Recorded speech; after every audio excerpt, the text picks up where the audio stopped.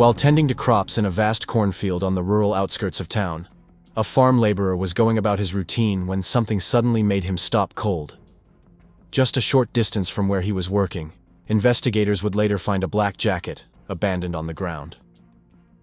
Only a few days after that unsettling discovery, authorities located Deline Carlson's bag, tossed aside nearly 6 miles from the cornfield, as if it had been deliberately discarded to sever any ties to the original scene. What had begun as a heartbreaking missing persons case had now taken a grim turn. It was no longer about where Deline had gone. It had become a full-fledged homicide investigation. The focus had shifted entirely, not just what had happened, but who was behind it, and why. Dear viewers, in the next video releases you will find very intriguing and confusing cases. And in order not to miss them, be sure to subscribe to the channel and please like the video. Deline Janice Carlson was born on February 22, 1988, in sunny California. While she came into the world on the West Coast, her true upbringing took root in the scenic town of Sandpoint, Idaho. Nestled among dense pine forests and sitting near the shores of Lake Pendore, Sandpoint was the kind of place where neighbors were like family, and kids grew up exploring the outdoors and sharing small-town values. Deline flourished in this environment. Even as a young girl, she stood out for her bright, warm personality.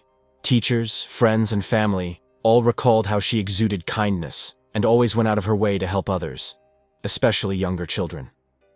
Her passion for caregiving developed early, and by the time she reached her teens, she knew in her heart that her life's work would revolve around helping kids. Deline graduated from Sandpoint High School in 2006, leaving behind not just academic accomplishments, but a wave of fond memories and heartfelt goodbyes.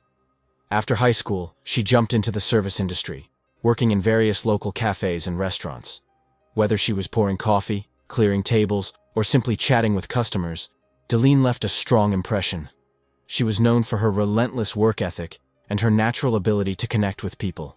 To her, it wasn't just a paycheck. It was a step toward a bigger purpose. In the summer of 2011, motivated by ambition and the pursuit of her goals, Deline made a life-changing move. She returned to California, this time settling in Stockton to live with her Aunt Maggie. It marked the beginning of a new chapter. This relocation wasn't simply about changing cities. It was a conscious, strategic step toward realizing her long-held dream. Deline had spent years saving money from her waitressing jobs and carefully budgeting her expenses.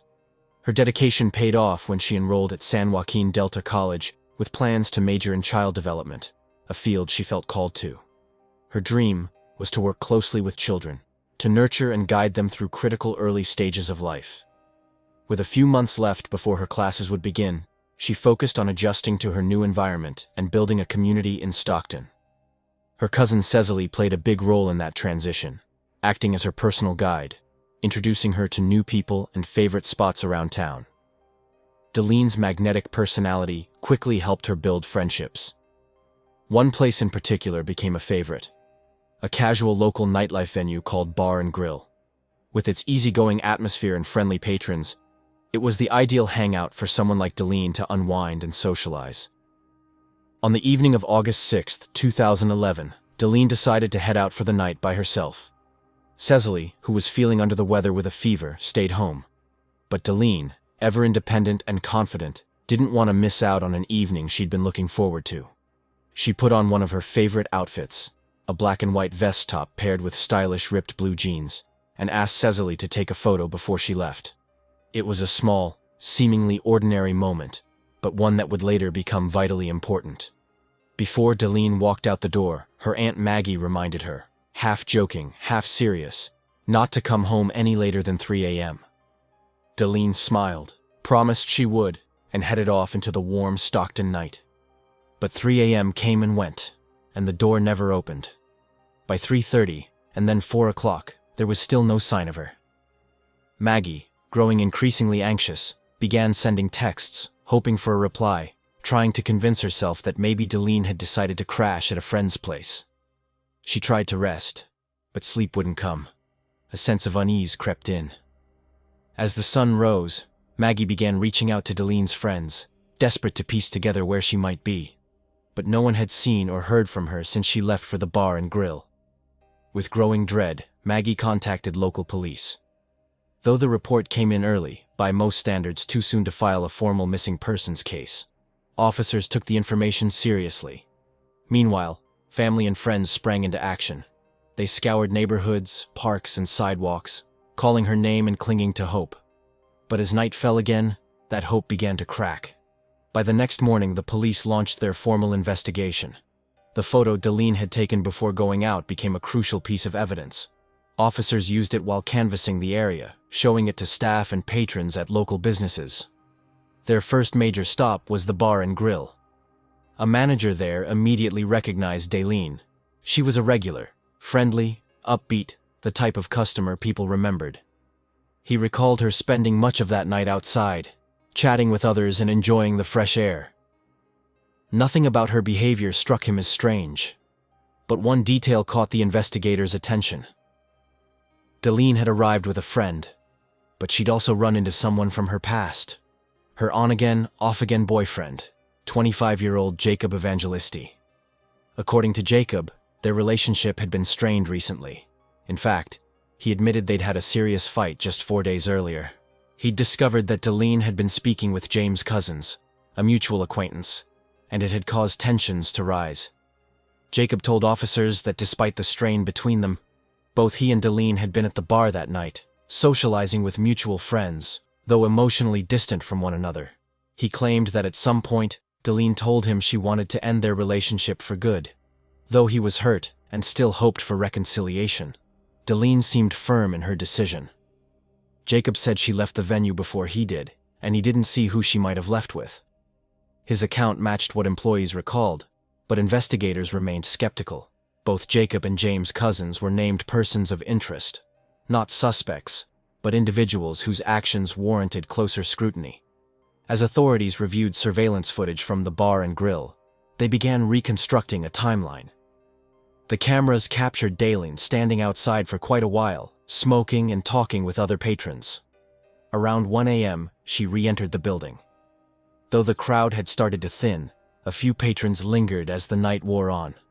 One significant moment caught on tape showed a man briefly placing his arm around Deline. That man was identified as 25-year-old Jason Gilly. He wasn't just another face in the crowd. He was part of Deline's extended social circle. Jason lived with James' cousins, the same James at the center of tension between Deline and Jacob. Shortly after that brief contact, Deline returned outside, where she was seen having a heated exchange with Jacob. Surveillance footage showed her visibly upset, gesturing intensely, emotions clearly running high. This scene backed up Jacob's earlier account. They had argued again that night, airing unresolved issues. Afterward, Deline went back inside alone. Jacob stayed outside, smoking and chatting with a friend. At 3 a.m., the bar officially closed. Patrons filtered out, staff wrapped up, and the lights went dim. But strangely, no surveillance footage showed Deline leaving the building. The same went for Jacob. Somehow, both of them had slipped away, either through a blind spot or an exit not covered by cameras. Their whereabouts during those final, critical moments were a mystery. What came next were Deline's final digital traces. Jacob reported receiving a flurry of calls from her after the bar had closed. 12 in total. In one call, he heard a male voice in the background. Deline, sounding casual, mentioned she was drinking at Jason Gilly's house. This raised serious questions, as Jason had previously told police that he hadn't seen Deline after the bar. In a later text, Deline asked Jacob if she could come over to his house later. He said yes. But after that, silence. No more texts, no more calls, just a haunting quiet. With this information, the investigation turned toward Jason Gilly and James' cousins. Both lived at a home in Stockton with Jason's mother and grandmother. Detectives interviewed them. James was calm and cooperative. He admitted to talking with Deline, but said their relationship wasn't romantic. More importantly, he had a rock-solid alibi. He'd been out of town during the time Deline went missing, and multiple sources confirmed it. That cleared him from immediate suspicion. But for investigators, the circle was tightening, and the search for truth was only beginning. Jason's statements, however, raised more questions than they answered. He initially told investigators that after briefly encountering Daleen at the bar, he had offered to give her a ride home, but had to leave alone at around 1 a.m. because his grandmother had contacted him, urgently requesting his return. She had told him that his young son was unwell, and he needed to come home. According to his grandmother, Jason did indeed arrive home by approximately 1:30 a.m., but Jacob's version of events contradicted Jason's. Daleen had told Jacob that she was at Jason's place drinking. Who was telling the truth? To make matters even more complex, Jason pointed detectives back toward Jacob, emphasizing the intense argument he had witnessed between the two earlier that night. Jason described the disagreement as volatile, suggesting that it might have escalated further after they left the bar. Meanwhile, the community was rallying in full force. Daleen's family and friends worked tirelessly, refusing to stand still while answers remained elusive. They managed to raise $1,000 to add to the $1,000 reward already offered by Crime Stoppers. A semi-professional football team in the area volunteered to host a charity match and a raffle to raise additional funds. Volunteers handed out missing person flyers in shopping centers, parking lots, and neighborhoods. They organized search efforts and continued pushing her story on social media. The pain of not knowing began to eat away at them. As one of her close friends said during a local news interview, "Having to talk your brain out of every single possible scenario is exhausting and terrifying. The constant guessing, trying to connect dots that may not even be there, it consumes you. The uncertainty becomes a shadow over everything." As time passed and no solid leads emerged, investigators expanded their efforts. They visited every nearby business, asking for access to any camera footage, no matter how minor. It was a time-consuming process, but it finally paid off. At approximately 1:30 a.m., a 24-hour convenience store called Food for Less yielded a breakthrough. On their security feed, police saw Daleen enter the store alongside none other than Jason Gilly. The two were casually browsing before purchasing alcohol. This revelation directly contradicted Jason's earlier statement that he had parted ways with Daleen at the bar and hadn't seen her again afterward. This was a significant moment in the investigation. With this discrepancy in hand, detectives brought Jason in for a second round of questioning. They approached it calmly but directly, giving him the opportunity to clarify his story. "What time did you say you got home again?" one officer asked. "About 1:20, maybe 1:30, Jason replied, sticking to his original timeline. Then, without missing a beat, the officer showed him the surveillance footage. There was Jason, clear as day, at the store with Daleen at 1:30 a.m. He blinked, clearly taken aback. "We know a lot more of what's going on right now," the officer said gently but firmly. Jason hesitated. "Okay, wait a minute. Wait, he stammered. "I left the bar with Daleen to go to Food for Less." Now backtracking, Jason said he had forgotten that detail. He explained that after buying the alcohol, he dropped Daleen back off at Finnegan's, a nearby location where people often met up after bar hours. This sudden shift in his story did not go unnoticed. As the interrogation with Jason Gilly progressed, investigators could sense that something in his demeanor was beginning to shift. The inconsistencies in his story were becoming harder to explain away, and his confidence appeared to falter under the weight of the mounting questions. Detectives, drawing on years of experience, recognized the subtle indicators: the hesitant glances, the shaking hands, the voice that cracked ever so slightly. Jason was unraveling, and they were determined to get to the truth. "Jason," one of the detectives said gently but firmly, "let's try to make this better. Right here. Right now. You know what happened. You were there." Jason's eyes welled up. Tears gathered along the edge of his lashes as he finally began to open up more than he had in previous interviews. His voice trembled. "We hung out for a little bit more after we got back to my place," he said. "Then she got upset.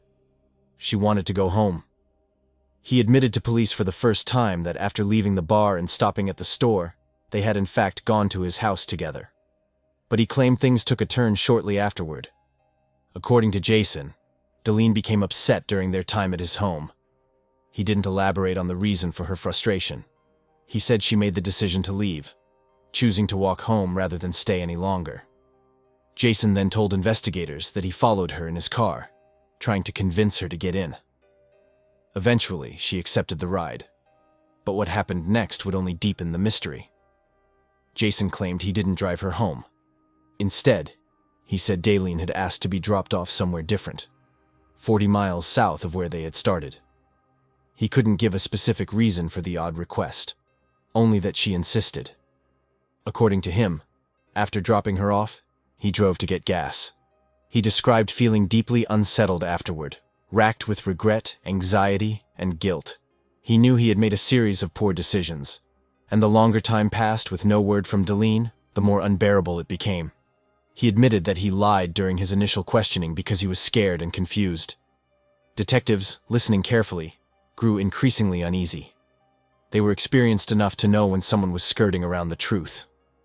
Jason's story had changed too many times. It had new holes now, not fewer. And in their collective gut, they believed the case had taken a tragic turn. One of the officers leaned in. "Jason, we need to find her." "Where are we going to find her?" he asked quietly. "Help us. Her family deserves answers. This isn't just about you anymore. It's about her." Just as it seemed Jason might say more, just as the tension in the room reached its peak, he broke eye contact. "I think I need a lawyer," he said softly. At that moment, the interview stopped cold. With no confession and no physical evidence tying Jason definitively to a crime, officers made a difficult but necessary step. Jason Gilley, 25, was arrested on suspicion of kidnapping. Investigators had pushed as far as the law would allow, but for now, it wasn't enough. The district attorney's office reviewed the evidence and concluded that while Jason's actions were troubling, there wasn't enough to press formal charges that could hold in court. Within 48 hours, he was released from custody. Outside the station, reporters waited, hoping for answers. Jason's family stood by him. His mother passionately defended him to anyone who would listen. She insisted her son was innocent, that Daleen had been at the house but left of her own free will on Sunday morning. Once again, a story directly contradicted Jason's earlier claims, another inconsistency in a growing stack. The public pressure mounted. Jason was now the sole person of interest in Daleen's disappearance, yet he walked free. The community was rattled, and the family was heartbroken. The lead prosecutor addressed the press candidly. "It doesn't matter how strong your instincts are. It matters what you can prove. And right now, we can't prove enough." Despite the lack of charges, the investigation pressed forward. Jason maintained that he had simply been caught in a bad situation, and that he was not, as he put it, a bad guy. But then came another discovery. This one caught on camera. Surveillance footage from a convenience store showed Jason arriving at the gas station around 11 a.m. the morning after Daleen disappeared. He was seen at the pump, topping off his gas tank. But something else stood out. As the footage was digitally enhanced, investigators noticed Jason appeared to be wiping down his arms and the front of his shirt.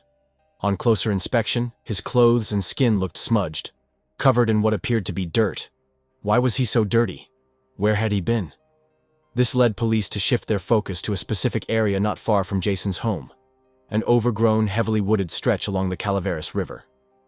The riverbank was known locally for illegal dumping and abandoned items, a forgotten place overgrown with brush and thick with mud. It was also just a short distance from the University of the Pacific, and even closer to the grocery store where Daleen had last been seen on camera. That put it just blocks from Jason's house. Soon, search teams combed through the Calaveras River area.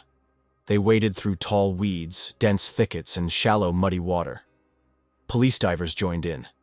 The air was heavy with hope and dread. They weren't just looking for clues. They were preparing for the possibility of something more final. Daleen Carlson had now been missing for over a week and a half.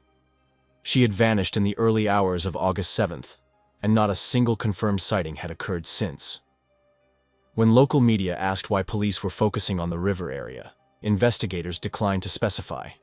But the implications were clear. This was no longer just a missing person search. It was turning into a recovery effort. Court documents soon revealed more about what investigators had pieced together.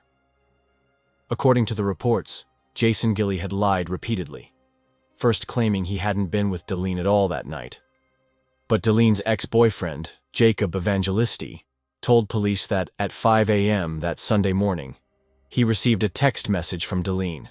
She told him she was at Jason's house but would be leaving soon. It would be the last message Jacob ever received from her.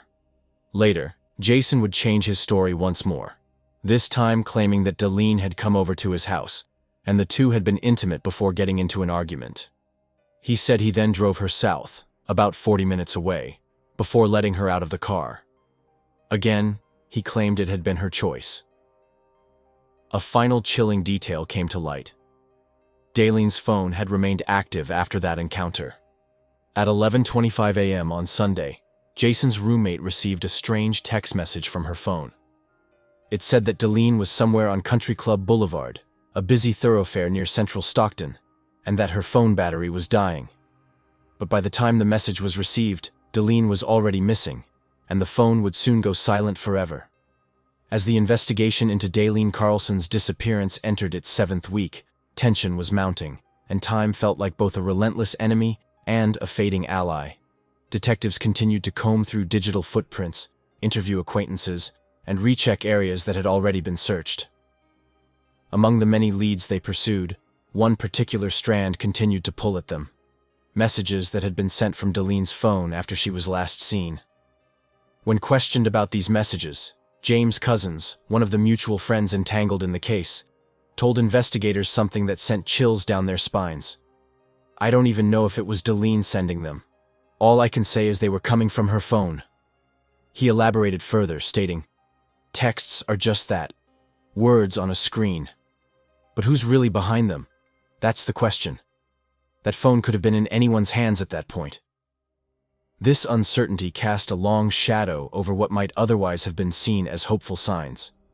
What if those messages, far from being reassurance, were misdirection? Then came a discovery that shifted the investigation once again. On August 18th, search teams scouring the murky terrain around the Calaveras River came across a single flip-flop sandal lodged in the riverbank's underbrush. It was waterlogged and worn, but bore a strong resemblance to a pair Delene had been wearing around the time of her disappearance. While it wasn't definitive proof of anything, it suggested that she may have ended up in that very area, one already thick with suspicion due to its proximity to Jason Gilley's home.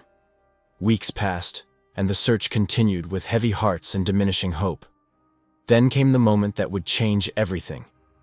Roughly 2 months after Delene was last seen, a farm worker tending to crops in a vast cornfield on the rural outskirts of town stumbled upon something that stopped him in his tracks. Nearby, investigators later found a black jacket, and just a few days after that, Delene's bag was discovered, some 6 miles away from the cornfield, discarded as if to obscure its connection. What had started as a heartbreaking missing persons case had now turned into a full-fledged homicide investigation. The question was no longer what happened to Delene Carlson. It was who had done this, and why. The evidence was officially identified through dental records. For Delene's loved ones, this confirmation, while bringing some closure, shattered any lingering sliver of hope. "I just couldn't believe it," one family friend said tearfully. "I really thought she'd turn up. Maybe scared, maybe needing help, but alive. I'm glad the family has answers now. But I wish with all my heart it didn't end like this." As detectives pored over the growing pile of evidence, the inconsistencies in Jason Gilley's story became impossible to ignore. Despite his grandmother's initial defense of his alibi, under further questioning, she eventually admitted that she had lied to protect him, and she wasn't the only one keeping secrets. Another person close to Jason came forward and told investigators that Jason owned a firearm, a detail he had never disclosed. Ballistics experts analyzed shell casings found near the crime scene and made a grim confirmation. They matched the gun registered to Jason Gilley. Adding to the growing mountain of evidence was cell tower data, which placed Jason and Delene in the same area near the time of her disappearance. This, along with the suspicious messages sent from Delene's phone after she was presumed dead, led investigators to conclude that Jason had been using her phone to create a false timeline, possibly to mislead Jacob Evangelisti and others who might have gone looking for her. Delene's aunt, heartbroken and visibly shaken, summed it up in words that resonated with everyone who knew her niece. I don't understand why someone would do that to a person like her. Deline just wanted to be liked. She was kind. She loved people. She had this magnetic personality. She drew people in. Further forensic analysis of Jason's phone revealed that, contrary to his initial statements, he had been contacting Deline far more frequently than he had ever admitted. In a single 3-day period leading up to her disappearance, over 200 text messages had been sent from his phone to hers. The tone of those messages ranged from friendly to insistent, even obsessive. According to friends, Deline had begun brushing them off, trying to keep things light, even laughing off some of his more persistent texts. But others said she had started to express discomfort. She wasn't interested in Jason in that way. According to the prosecution, the timeline looked increasingly sinister. Jason allegedly persuaded Deline to go to his house under the pretense of hanging out or offering her a ride home. Once there, something happened. Prosecutors believed he had become angry when it became clear she wasn't romantically interested in him. In court, the case against Jason Gilley continued to grow stronger.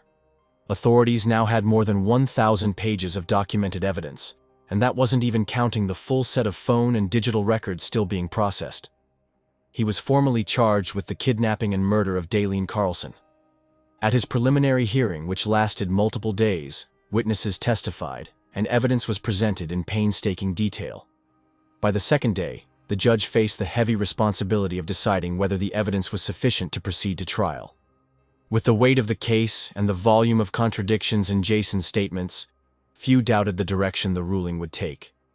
Because the crime involved special circumstances, namely kidnapping in connection with homicide, Jason became eligible under California law for capital punishment. However, due to ongoing legal challenges to the death penalty, including the case of Michael Morales in 2006, the district attorney's office announced they would not seek the death penalty. Instead, they would pursue life in prison without the possibility of parole, emphasizing the deliberate nature of the act and its devastating impact on Deline's family and community. Those who had once stood by Jason began to turn away. One of the most telling moments came from his former best friend, Robert Cousin, who had once sheltered him when media pressure grew unbearable. "When it was bad, I let him stay with me. Everyone gave him the benefit of the doubt because of how convinced he was that he had nothing to do with it," Robert told reporters. "But now that I know what he did, what he's accused of doing to that girl, I've completely cut him out of my life. She was 23. She was full of life. She didn't deserve any of this. I don't feel bad for him. Not for him, not for his family, and not for anyone who helped cover for him. I sat him down one night," the friend later recalled, "and I just asked him outright, 'Did you have anything to do with it? Do you know what happened to her?' The room was still, the air tense. Jason's answer, delivered with a calm demeanor that made the words even more chilling, was simple. 'No. I don't know what happened to her.' But as months turned into years, and the mountain of evidence grew higher, that answer no longer held the weight it once did.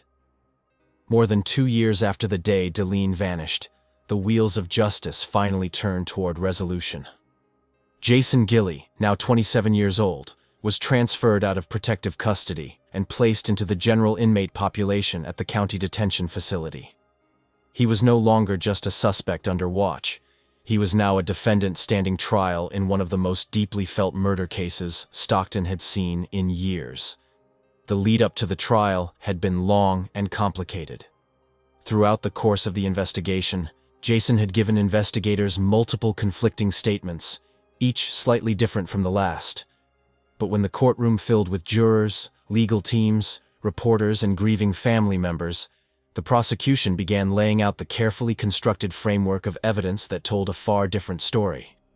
It was a story rooted in phone records, forensic analysis, surveillance footage, and above all, behavior patterns that pointed to a chilling conclusion.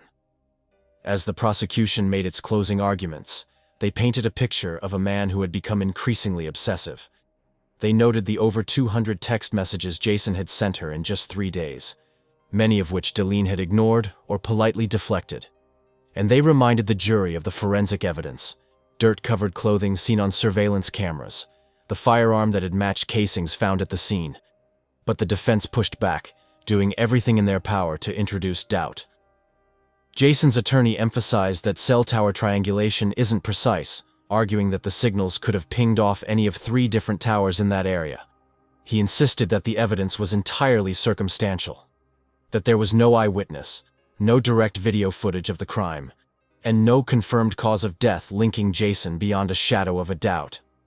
The defense attorney also offered a different motive for Jason's lies to police. It wasn't guilt, he said. It was embarrassment. He told the jury that Jason had concealed the truth of his relationship with Deline because he feared judgment from mutual friends.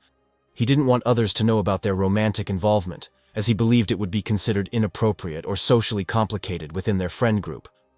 That, the attorney argued, was the only reason Jason had misled investigators. Not to cover up a crime, but to protect his reputation. Yet, even as the defense built this alternate theory, the prosecution reminded the jury of one undeniable truth.